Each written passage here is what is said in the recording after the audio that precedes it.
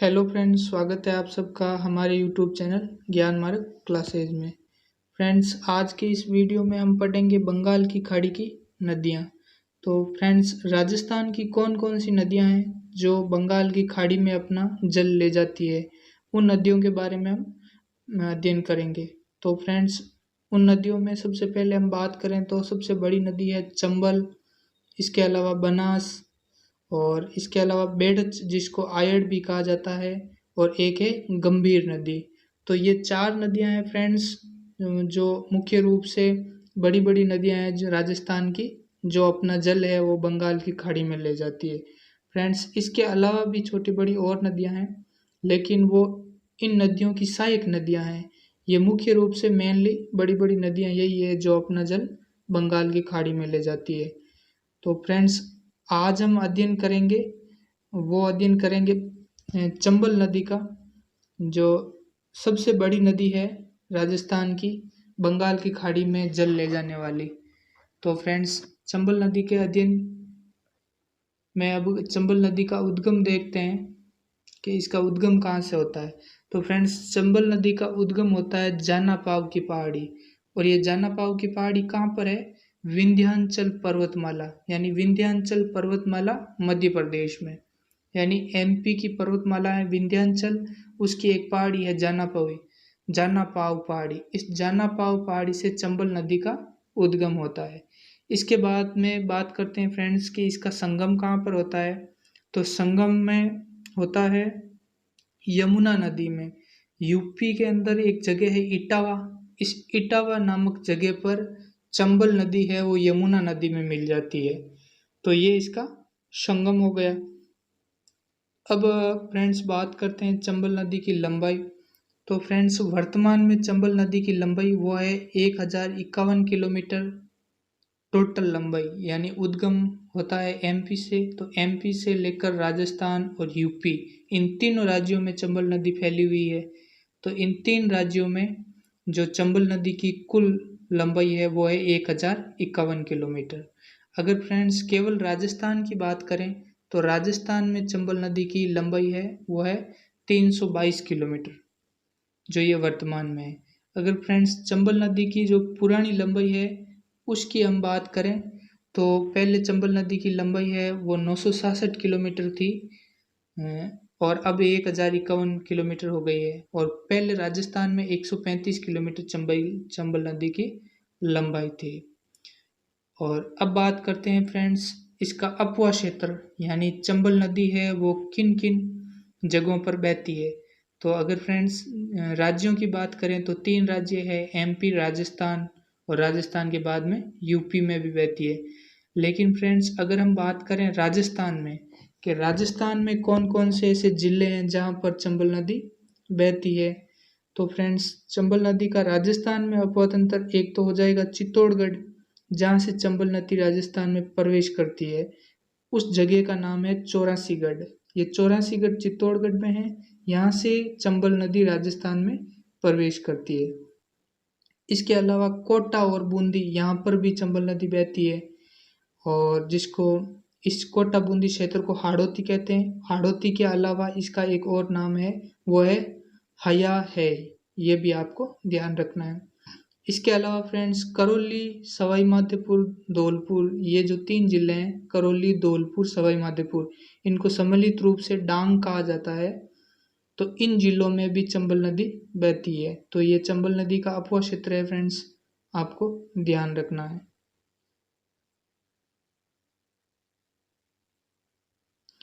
अब फ्रेंड्स बात करते हैं चंबल नदी के सहायक नदियों की, यानी चंबल नदी की कौन कौन सी सहायक नदियां हैं उसकी हम बात करते हैं। तो सहायक नदियों में देखिए फ्रेंड्स, सहायक नदियां कौन कौन सी है। तो सहायक नदियों को याद करने के लिए हमें एक ट्रिक याद करनी है, और वो ट्रिक है गुस्से में माँ पापा ने आज काले घोड़े पर बार बार चाकू से मारा। क्या याद करना है फ्रेंड्स? गुस्से में माँ पापा ने आज काले घोड़े पर बार बार चाकू से मारा। इस ट्रिक के माध्यम से फ्रेंड्स हम चंबल नदी की सभी सहायक नदियां हैं उनको हम याद कर लेंगे। तो देखिए फ्रेंड्स, याद करते हैं इसको ट्रिक से। गुस्से से क्या हो जाएगा, गुंजाली नदी। में से क्या हो जाएगा, मेज नदी। फिर है माँ, इससे होगा मांगली नदी। और पापा, इससे हमें क्या लेना, पहले वाले पा लेना यानी पार्वती। फिर ने से हो जाएगा नेवाज नदी, जिसका अन्य नाम निवाज भी है, कई जगह इसको निवाज भी बोला जाता है। तो ये, और आज, इसमें आ को लेना है, आ से हो जाएगा आहू। काले से हो जाएगा काली सिंध। घोड़े से हो जाएगा घोड़ा पछाड़। और पर से हो जाएगा परवन नदी, जो 12 में बहती है।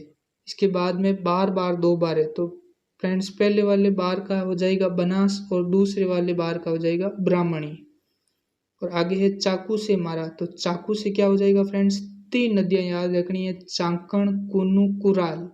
चा से चांकण, कु से कुनु, और फिर एक बार कुनु, कु का याद रखना है कुराल। चांकण कुनु कुराल, ये 3 चाकू से सीप। तो इस प्रकार से ये सभी की सभी नदियां हैं, जो चंबल नदी की सहायक नदियां हैं, ये हम याद कर लेंगे। तो इस शॉर्ट ट्रिक से आप याद कर सकते हो फ्रेंड्स, चंबल नदी की सभी सहायक नदियां।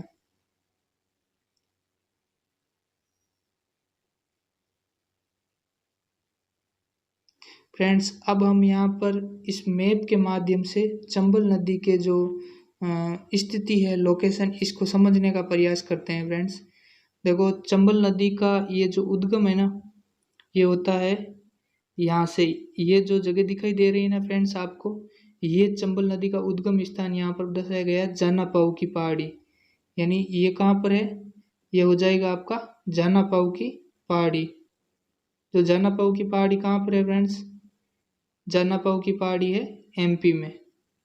यहाँ से चंबल नदी का उद्गम होता है, और इसके बाद में ये आगे बहती हुई आगे कहाँ पर जाती है, आगे इसका प्रवेश होता है जो राजस्थान में चौरासीगढ़।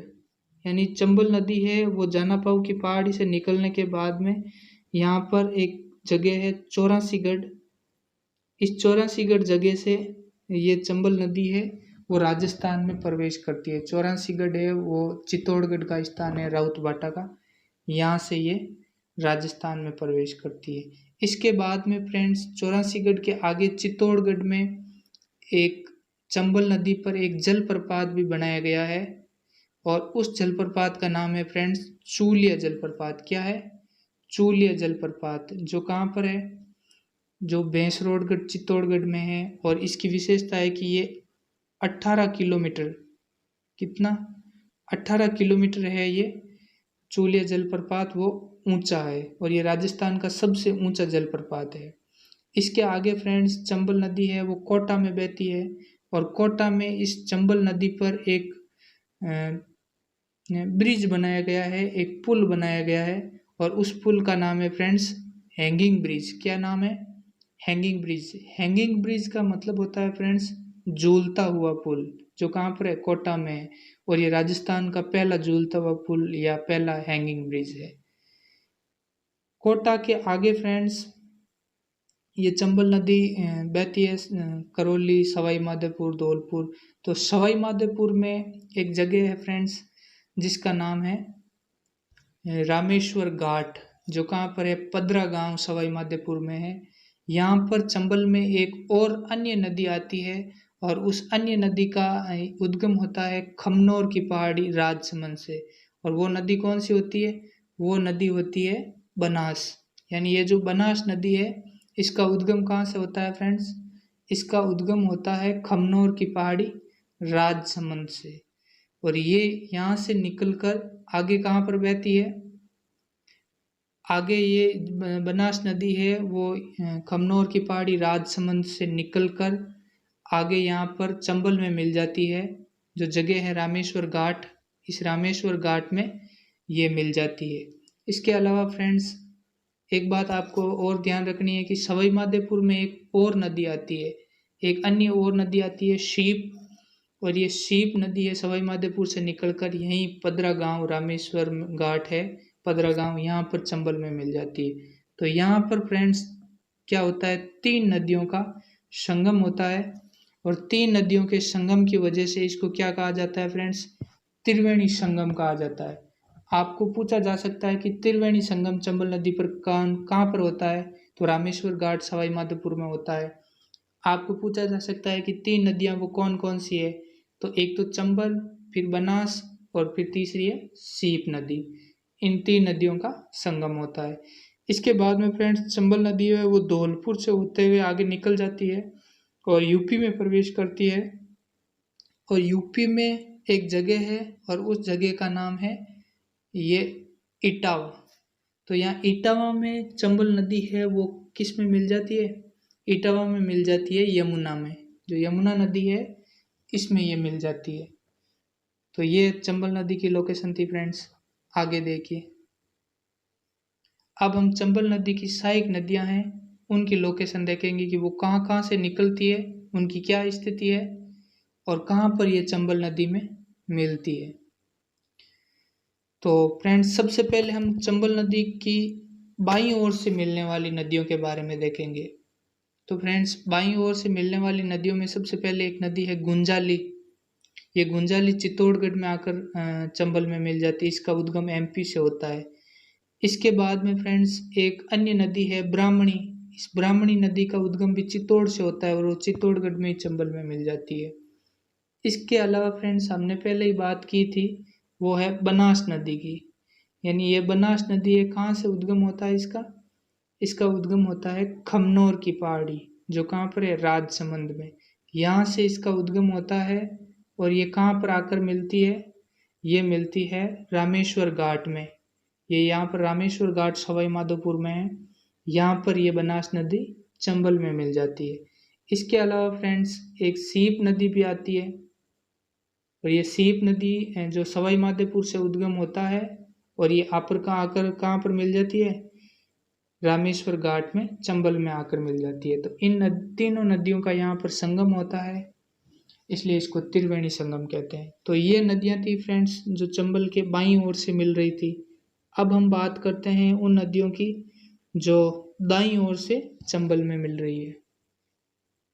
तो दाईं ओर से मिलने वाली सभी नदियां हैं वो सभी नदियां कहाँ से उद्गम होता है फ्रेंड्स, उनका सभी नदियों का उद्गम है वो मध्य प्रदेश से होता है, एमपी से।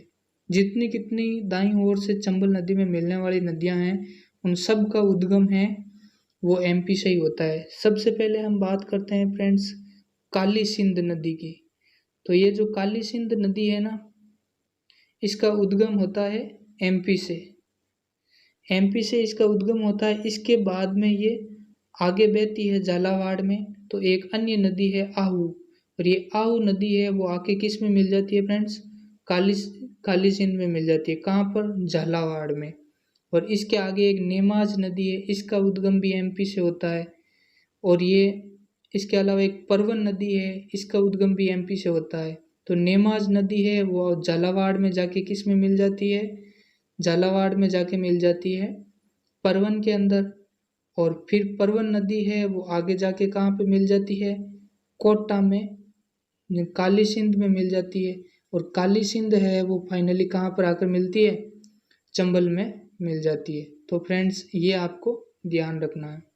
इसके अलावा फ्रेंड्स एक और नदी है पार्वती, इसका भी उद्गम एमपी में होता है और ये सवाई माधोपुर में आकर चंबल में मिलती है। इसके अलावा एक नदी है कूनू, इसका उद्गम भी एमपी से होता है। एक जगह का नाम है गुना, क्या नाम है फ्रेंड्स जगह का, गुना, ये एमपी की जगह है, यहाँ से इसका उद्गम होता है। फिर ये बहती हुई करौली की सीमा, ये जो करौली की सीमा है, इस करौली की सीमा के पास में ये कहाँ किस में मिल जाती है, चंबल में मिल जाती है। और चंबल है वो आगे जाके इटावा यूपी में यमुना में मिल जाती है। तो फ्रेंड्स ये थी चंबल की सहायक नदियाँ। आगे देख रहे हैं कुछ महत्वपूर्ण बातें हैं फ्रेंड्स जो एग्जाम की दृष्टि से महत्वपूर्ण है। तो उनमें से देखिए फ्रेंड्स, चंबल की सबसे लंबी सहायक नदी कौन सी है। अगर ये क्वेश्चन आपसे पूछा जाए तो चंबल की सबसे लंबी सहायक नदी है वो है बनास नदी।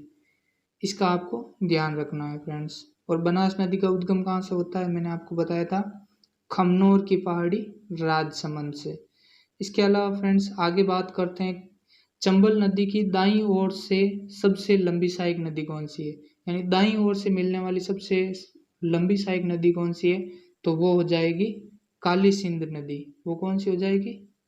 काली सिंध नदी हो जाएगी। और काली सिंध का उद्गम एमपी से, ये बताया था। बनास तो चंबल नदी के बाईं ओर से मिलती है, जबकि काली सिंध है वो दाईं ओर से मिलती है। और फ्रेंड्स एक और नदी है आहू और एक नदी है काली सिंध। यानी आहू और काली सिंध के संगम पर, संगम कहाँ पर होता है? झालावाड़ में होता है, जिसे क्या कहा जाता है? सामेड़ा कहा जाता है। और इन दोनों नदियों के किनारे पर एक सर्वश्रेष्ठ जल दुर्ग भी बनाया गया है फ्रेंड्स। और वो जल दुर्ग कौन सा है? गागरोन का किला है, गागरोन जल दुर्ग है। तो ये एग्जाम में कई बार पूछा जाता है फ्रेंड्स कि गागरोन का किला या गागरोन दुर्ग है वो किस नदी के किनारे हैं? तो वो कौन सी नदियों के किनारे हैं? आहू और काली सिंध नदियों के संगम पर ये बनाया गया है। इसके अलावा फ्रेंड्स और बात करते हैं चंबल नदी की। तो चंबल नदी की और कौन कौन सी विशेषता है? तो इसके उपनाम देखते हैं फ्रेंड्स। उपनाम चंबल नदी के कौन कौन से हैं? तो एक तो उपनाम है चर्मणवती, एक है कामधेनु और एक है बारहमासी। बारहमासी का मतलब होता है फ्रेंड्स 12 मास बहने वाली, वर्ष भर बहती है इसलिए बारहमासी। फ्रेंड्स आपको ध्यान रखना है कि कामधेनु है ना, ये जो हमारे राजस्थान में एक राठी नस्ल की एक देसी गाय है, तो उसको भी कामधेनु कहा जाता है। जो राठी गाय है उसको भी राजस्थान की कामधेनु कहा जाता है। तो ये 3 नाम है चंबल के उपनाम, वो आपको ध्यान रखना है फ्रेंड्स। और ये 3 नाम कौन कौन से हैं आपको ध्यान रखना है? चर्मणवती, कामधेनु और बारहमासी फ्रेंड्स। इसके अलावा फ्रेंड्स अगर तुलना करें बारहमासी नदियों की, सिंधु, चंबल, यमुना और गंगा, इन चारों नदियों से तुलना करें तो फ्रेंड्स जो चंबल नदी है ना, इनकी तुलना में बारहमासी नहीं है। वो वाली नदियाँ बहुत बड़ी है, ज़्यादा बड़ी है, तो इनकी तुलना में ये चंबल बारहमासी नहीं है। अब फ्रेंड्स बात करते हैं त्रिवेणी संगम की। तो ये बात हम पहले ही कर चुके हैं। त्रिवेणी संगम कहाँ पर होता है? रामेश्वर घाट, पदरा गांव, सवाई माधोपुर में। तो इन रामेश्वर घाट में 3 नदियाँ कौन कौन सी है जिनका संगम होता है? तो वो नदी चंबल, बनास और शीप नदी है, यहाँ पर इनका संगम होता है। फ्रेंड्स अब बात करते हैं हम चूलिया जलप्रपात की। तो फ्रेंड्स चूलिया जलप्रपात है वो, इसकी स्थिति कहाँ पर है? बेंसरोडगढ़ चित्तौड़गढ़ में है। और ये नदी कौन सी है? तो चंबल नदी हो जाएगी। और ये राजस्थान का सबसे ऊंचा 18 मीटर ऊंचाई पर स्थित ये बांध है, जो चूलिया जलप्रपात चंबल नदी पर स्थित चित्तौड़गढ़ में है, जो बेंसरोडगढ़ तहसील में। अब बात करते हैं फ्रेंड्स हैंगिंग ब्रिज। तो फ्रेंड्स मैंने आपको बताया था हैंगिंग ब्रिज का क्या मतलब होता है। हैंगिंग ब्रिज का मतलब होता है झूलता हुआ पुल। क्या होता है फ्रेंड्स? झूलता हुआ पुल। तो इस झूलते हुए पुल की स्थिति क्या है, यानी ये स्थित कहाँ है? तो कोटा में स्थित है। दूसरी चीज नदी कौन सी है? चंबल हो जाएगा। और इसकी लंबाई कितनी है? 1.5 किलोमीटर। इसके अलावा ये राजस्थान का एकमात्र हैंगिंग ब्रिज है, यानी एकमात्र झूलता हुआ पुल है, जो किस नदी पर बनाया गया है? चंबल नदी पर बनाया गया है। इसके अलावा फ्रेंड्स आपको ध्यान रखना है कि गोडावण प्रजनन केंद्र, गोडावण प्रजनन केंद्र कहाँ पर है फ्रेंड्स? जैसलमेर और जोधपुर में। और विक्रमशिला अभ्यारण्य कहाँ पर है? बिहार में। विक्रमशिला अभ्यारण्य क्यों प्रसिद्ध है? गांगे सूस जो जीव है, जलीय जीव, उसके संरक्षण के लिए ये प्रसिद्ध है। ये फ्रेंड्स ये जो गांगे सूस वाला ये जो जलीय जीव है ना, ये क्यों प्रसिद्ध है आपको पता है? क्योंकि ये भारत का राष्ट्रीय जलीय जीव है। और इसको राष्ट्रीय जलीय जीव का दर्जा कब दिया था फ्रेंड्स? 2009 में दिया था। कब दिया था? 2009 में इसको राष्ट्रीय जलीय जीव का दर्जा दिया था। भारत का राष्ट्रीय जलीय जीव है ये। तो चंबल नदी में संरक्षित जीव की बात करें तो फ्रेंड्स एक तो घड़ियाल है, एक गांगे सूस है जिसको डॉल्फिन भी कहा जाता है। इसके अलावा उदबिलाव है जिसका जूलॉजिकल नेम होता है लुट्रा लुट्रा, इसका प्राणी विज्ञान नाम होता है, प्राणी नाम। आगे हम बात करते हैं फ्रेंड्स चंबल नदी राजस्थान में सर्वाधिक अवनालिका अपर्दन करती है। अवनालिका अपर्दन उत्खाद भूमि के लिए चंबल नदी प्रसिद्ध है। बीहड़ व डांग के लिए भी चंबल नदी प्रसिद्ध है। तो इन तीनों का निर्माण है वो राजस्थान में सबसे ज़्यादा चंबल नदी के द्वारा होता है। अब फ्रेंड्स हम बात करते हैं बैराज और बांध में क्या अंतर होता है इसकी। तो फ्रेंड्स बैराज में तो गेट ज़्यादा होते हैं, जो जल निकालने के गेट ज़्यादा होते हैं, जबकि बांध में गेट है वो कम होते हैं। बैराज का उद्देश्य क्या होता है? जल की आपूर्ति, जबकि बांध का उद्देश्य होता है जल को कंट्रोल करना, यानी पानी का नियंत्रण करने हेतु बांध बनाए जाते हैं।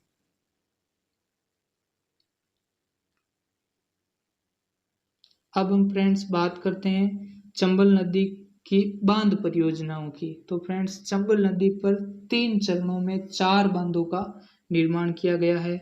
ये वेरी इंपॉर्टेंट क्वेश्चन है फ्रेंड्स, 4 बांधों का निर्माण किया गया है। और वो 4 बांध कौन कौन से हैं ये आपको पूछा जा सकता है एग्जाम में, क्योंकि एलडीसी की परीक्षा में पूछा था कि चंबल नदी पर बनाए गए 4 बांधों को उद्गम से मुहाने की ओर क्रम से बताइए कौन कौन सा क्रम सही है। तो आपको ये क्रम से याद रखने हैं। तो 3 चरणों की बात करें तो फ्रेंड्स जो फर्स्ट चरण था उसमें निर्माण हुआ था गांधी सागर बांध और कोटा बैराज का। यानी गांधी सागर बांध तो कहाँ पर हो जाएगा? मंदसौर एमपी में हो जाएगा, मंदसौर डिस्ट्रिक्ट मध्य प्रदेश में, और कोटा बैराज राजस्थान के कोटा जिले में।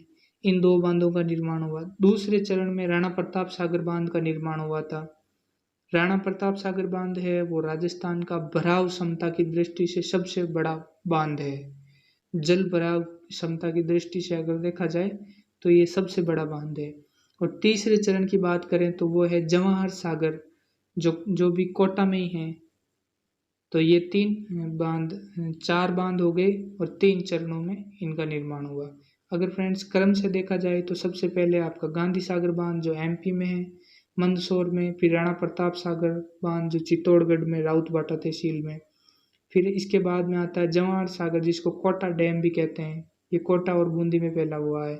इसके अलावा कोटा बैराज जो कोटा में, और इसका उद्देश्य सिंचाई था, इसको सिंचाई के लिए बनाया गया था। तो ये 4 बांध है और ये 3 चरणों में 4 बांधों का निर्माण हुआ था, इसका ध्यान रखना है।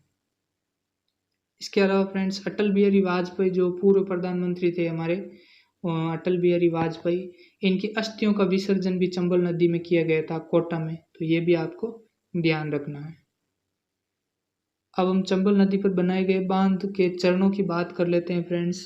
तो फर्स्ट चरण में निर्माण हुआ था गांधी सागर बांध का। इसकी स्थिति देखी जाए तो मंदसौर एमपी में है। चंबल नदी पर प्रथम चरण में राजस्थान में बना हुआ एकमात्र बांध कौन सा है?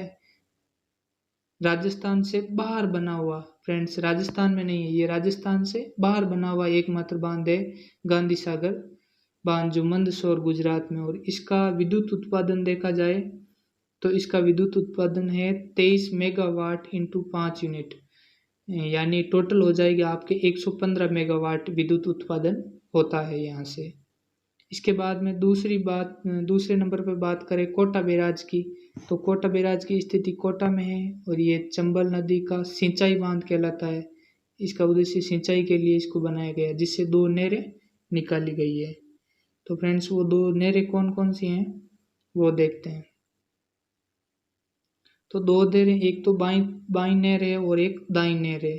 तो बाई नहर है उसको कोटा और बूंदी को सिंचाई के लिए निकाली गई सिंचाई होती है, और दाई नहर से कोटा, बारां और एमपी, इन तीनों को सिंचाई होती है। तो इसमें जो दाई नहर है ना, इसमें 14 लिफ्ट नहरें हैं, जिसमें से 8 तो कोटा और बारां में और 6 मध्य प्रदेश में है। तो इसका भी आपको ध्यान रखना है। आगे हम बात करते हैं फ्रेंड्स दूसरे चरण की और तीसरे चरण की। तो फ्रेंड्स दूसरे चरण में निर्माण हुआ था राणा प्रताप सागर बांध का, और इसकी स्थिति चित्तौड़गढ़ है। ये राजस्थान की सबसे बड़ी बांध परियोजना है। इसे राउतबाटा परमाणु ऊर्जा को जलापूर्ति की जाती है। जो परमाणु विद्युत गृह है फ्रेंड्स भारत का सबसे बड़ा राउतबाटा में चित्तौड़गढ़ में, वहाँ पर जो बिजली घर है उसको जल की आपूर्ति है वो राणा प्रताप सागर बांध से की जाती है। और इसकी विद्युत उत्पादन देखा जाए तो यहाँ पर 172 मेगावाट बिजली का उत्पादन किया जाता है। अगर हम फ्रेंड्स बात करें तीसरे चरण की, तो तीसरे चरण में जो जवाहर सागर बांध बनाया गया जिसको और नाम कोटा डैम है, इसको कोटा डैम भी कहा जाता है। और इसकी स्थिति देखी जाए तो कोटा और बूंदी है। जल उत्पादन, विद्युत जल उत्पादन की बात करें तो इसका हो जाएगा 99 मेगावाट। और इसको कहते हैं पिकअप बांध भी कहते हैं, चंबल का पिकअप बांध, ये भी इसको कहा जाता है। और फ्रेंड्स अगर हम बात करें आगे राजस्थान में साउथ से नॉर्थ की ओर एवं बाद में ईस्ट की ओर बहने वाली नदी कौन सी है? तो फ्रेंड्स साउथ से नॉर्थ की ओर बाद में ईस्ट की ओर बहने वाली एकमात्र नदी राजस्थान में है, वो राजस्थान में चंबल नदी है। तो ये थी फ्रेंड्स आपकी चंबल नदी। अगर आपको मेरा वीडियो अच्छा लगा तो फ्रेंड्स वीडियो को लाइक करें और शेयर सब्सक्राइब ज़रूर करें। थैंक्स।